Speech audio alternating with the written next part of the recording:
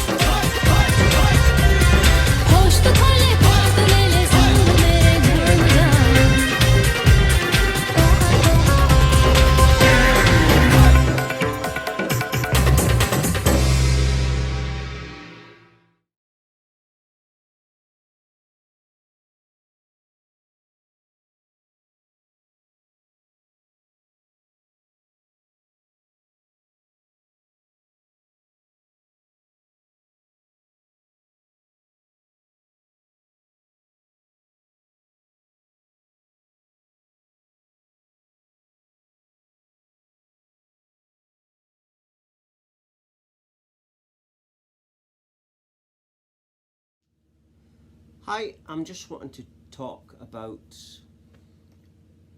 the nature of awareness, and this film that I'm doing is about duality. I'll be covering twin flames as well. Because twin flames is just another way of showing you that the two is one. And I'll be covering all that because two is one. Duality is non-duality because everything starts as nothing, and this means that you don't actually, there's not a beginning, there's not a start point to anything. If there's nothing at some stage, you think of it, the logic would tell you that at some stage there is nothing. And that means that there's not a start point, because nothingness is just infinity. Infinity can't start anywhere. It's always been, even though it hasn't. And so this means that you've always existed, even though you think that you can't exist, because if you start as nothing, you're still nothing. But the next thing that I'm going to say is that, but we have awareness within the nothing. So that's why all that really exists within this nothing is an infinite awareness. That's what the nothing is. And the nature of awareness presents the illusion of two, because you're aware of yourself, what you perceive as the self, and you're aware of me just now. That's even, but the two is one, you see. It's like what's going on is your ego is telling you that you're the separate self, and when you look into here, you're looking into a mirror. But the mirror, you see, sees itself as a separate self, even though it's one thing. It's and that's really what the twin flame thing is about. The twin flame is just another way of showing you this. It's showing you it through intimacy. Because that's what we're always actually experiencing intimacy. Reality is trying to show us how everything is one. And you're only ever, when you awaken, you start to perceive that everything is you. You see it all around you. You see that you start perceiving how, well, what I started to perceive after this awakening, that everything was me. That I don't, because everything must start as nothing, but if it starts as nothing, you're still nothing. And obviously a few years into the awakening, I found out that this is in Buddhism, it's called non-duality that I'm talking about, and that I was perceiving. But also there are infinite parallel lines also. Because if you've got nothingness, nothingness is infinity of possibility. So that means that you can have any idea. So that means any idea you can think of is another option. So it's like you've got the self, But imagine your thoughts and ideas are coming for infinite parallel lines. This is what many scientists, have theories on. And of course, anything, if you've got an infinite potential, then that means infinite ideas are possible. So that means anything you can have, basically. And so all these infinite ideas and parallel lines have been, what I've realized, have infinitely been tried and tested within this one space. You see? So you're experiencing the infinitely perfected version of this. It's already happened, you see. But it's your consciousness that is choosing to experience whatever you're experiencing. And consciousness comes from an infinite nothing, an infinite continuum of nothing, which infinitely creates different shades, but it's been infinitely tried and tested. So what this produces is eventually, because it's infinity running itself, it creates infinite possibilities. But when you have nothing and nothing infinitely running itself, it creates a personality, like consciousness. But because there's no time in this, there's not a structure to it, because time doesn't exist within nothing.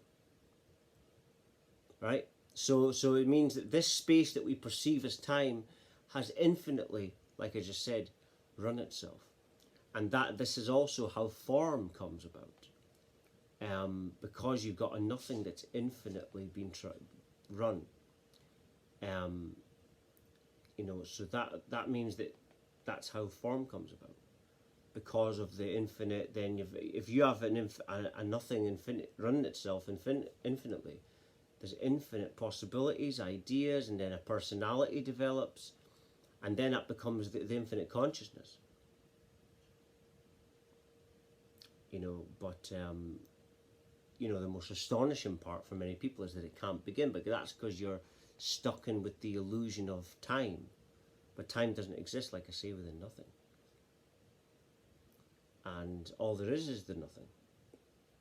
But the nothing, like I say, because it's infinitely run itself, that then develops, because it's an infinitely tried and tested nothing, it develops a perfect consciousness.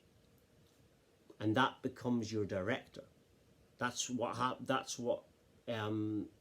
perceive all the time in this awakening, how the consciousness is our driver, and that is the God. And there's only you, and a life doesn't need an outside force also to create it, because it's one infinite nothing. You can't have two, you see. You can have the illusion of two, but it can't really be two. It can only ever be you experiencing you, or what you perceive as you, and what you perceive as separate. But that comes from the awareness, like I say, like I said earlier, very much earlier in the film. That's what the nature of awareness does. It presents the awareness, but the aware of. So you're observing yourself, but then that perceives a self, and then so therefore everything else must be separate. But that's just the nature of awareness, you see. And once you wake up to this, you realize that nothing is really important, because we're not actually going anywhere. It's like there's nowhere to get to, because there's just nothing. There's just infinite awareness doing whatever it wants to, but there's no real importance. So then when you see this, you see that people are running around like crazy because they're crazy. Because they've been programmed into this, and I talk a lot about programming. And if they do it by the way the system program people is they understand about the law of duality, and they use this against us to convince us that the dark, this devil or dark force that's going to hurt us, when actually everything is one. Right? Evil and dark are not the same thing. Or right and wrong, I should say, are not the same thing as evil. Doing someone harm is something that is going to do them harm, so that would come under evil. But right and wrong aren't the same, but they want to convince you that they're the same. But they use this division and you create division in reality, then you create craziness. And that's what they use this. That I just wanted to do a video really on the nature of awareness, really, and also mention the fact that the system uses division to separate us. You see it in sport, you see it all around you, you know, countries, that's what countries are about. It's all about convincing you that you are your country, so the other one's the enemy, and they think the same about you. And I'm just going to end it there. Thank you very much for watching. Thank you.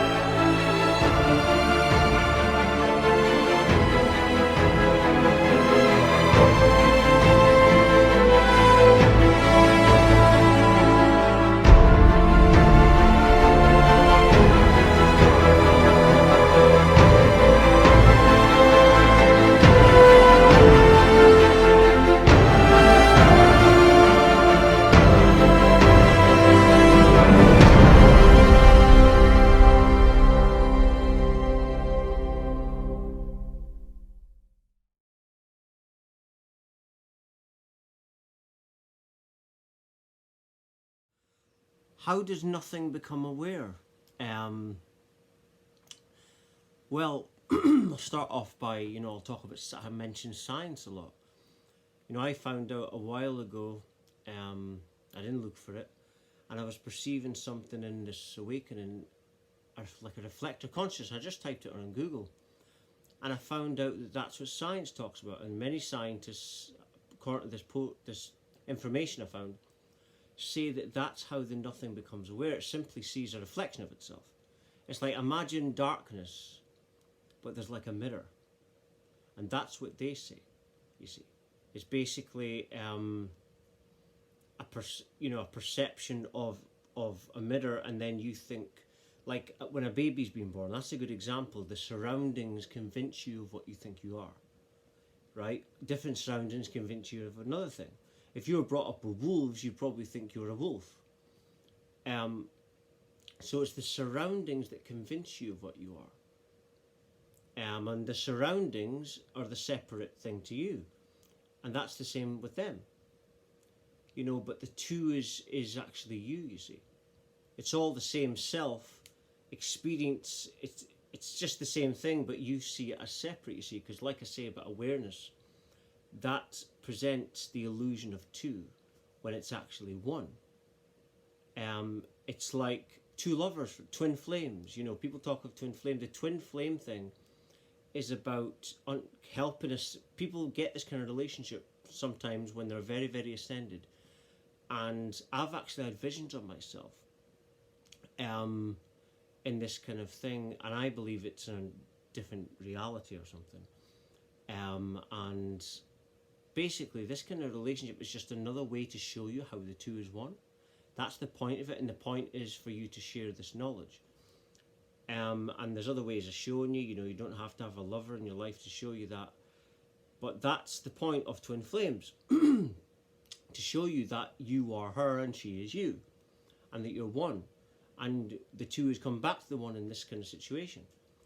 But that's what awareness itself presents, and the awareness comes from what I perceive all the time is a relentless, imagine nothing, but imagine nothingness has been infinitely tried and tested.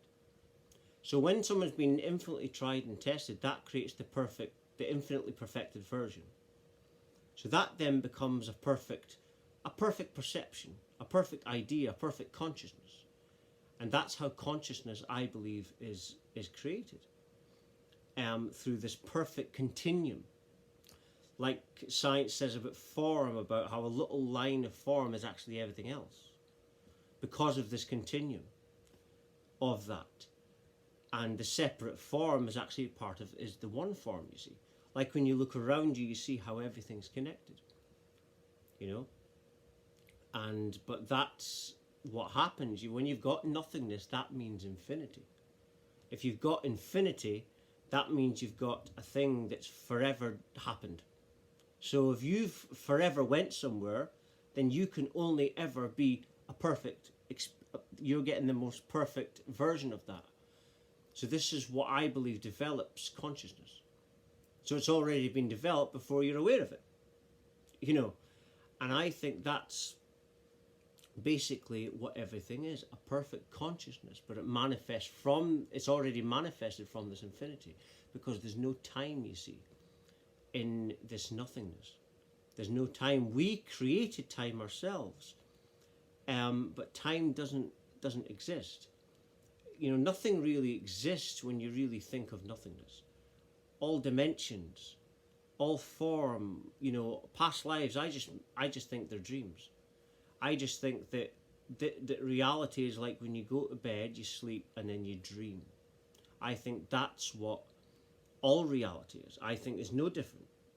I just think that the deeper the sleep, the more the physicality. That's what I think. Because if there's nothing, like when you sleep, there's nothingness. And then you dream, maybe.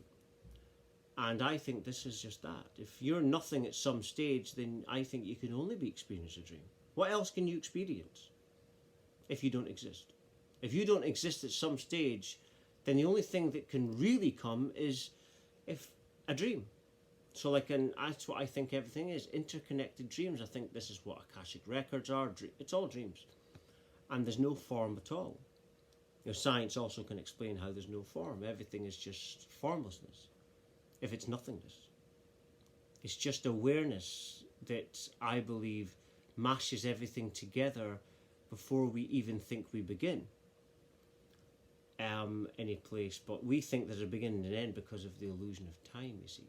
You take that away, you realise there's no time, there's no form, but the apparent form is from, and like I said earlier, an infinitely tried and tested nothingness that makes a perfect reality, full of growth. That's what we come here for. We come here for growth.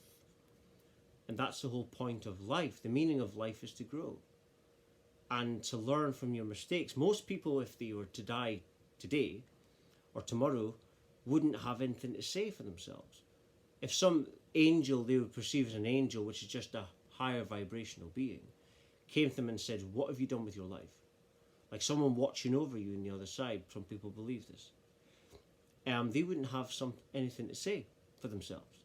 Because most people just respond, but they don't, you know, understand anything. They don't try to understand. They just want to be right all the time. They're in their egos. And even the ego is an illusion, because everything comes from nothing. The ego is an idea. You know, most people, like I say, you know, they make their, especially children now, and with the smart devices and everything, most people are making their decisions, practically everyone makes their decisions based on their perception. That's, you know, me included. And most people don't realise this, that you're not even making a free, there's no such thing as a free thought of your own, because it's programmed by everything else around you. So you can either program yourself, or you can be programmed by reality. So when people say, oh, that's delusional, they're basing it on their own programming. So most people aren't rational.